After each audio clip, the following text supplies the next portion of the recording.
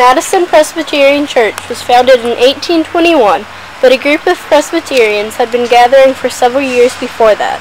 At first there was no building. However, the church's members decided to gather in the courthouse in the Male Academy. On February 14, 1825, land on what is now Porter Street was bought with plans to build the church on it. However, on January 17, 1842, this land was sold.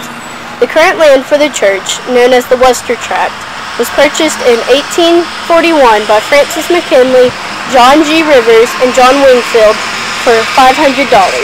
The original charter for the church stated that the land could not be used as a burial ground.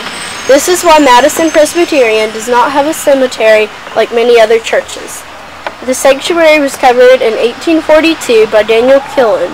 All of the furniture in the sanctuary is original. This includes the pews, pulpit, and chairs. The reason the pews are partitioned is that they were once used to separate the men and women during services. The balcony was used for the members' slaves until the Civil War. During the Civil War, Sherman's troops took the church a silver communion set. When the set was later found in Savannah, it was returned and is now on display at the Cultural Center. When the cotton industry in Morgan County was emerging, the number of members grew tremendously. In 1908, Miss Elizabeth Speed donated the 7 Tiffany stained glass windows that make the Presbyterian Church unique. Several interesting members have attended Madison Presbyterian Church. One was Alexander Stevens, who later became the Vice President of the Confederacy. Another was I.S.K. Axon, the father of Miss Woodrow Wilson.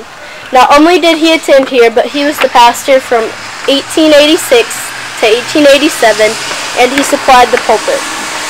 2 of Madison Presbyterian Church's pastors were presidents of UGA.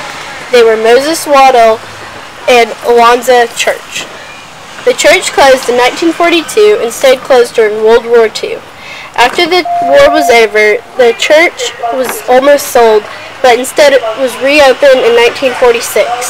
In 1945, a Christian education building was begun to accommodate for the new Sunday school program. There was once a potbelly stove in the sanctuary, but where the door to the Christian education building is. But when this building was added, it was removed to cut the door.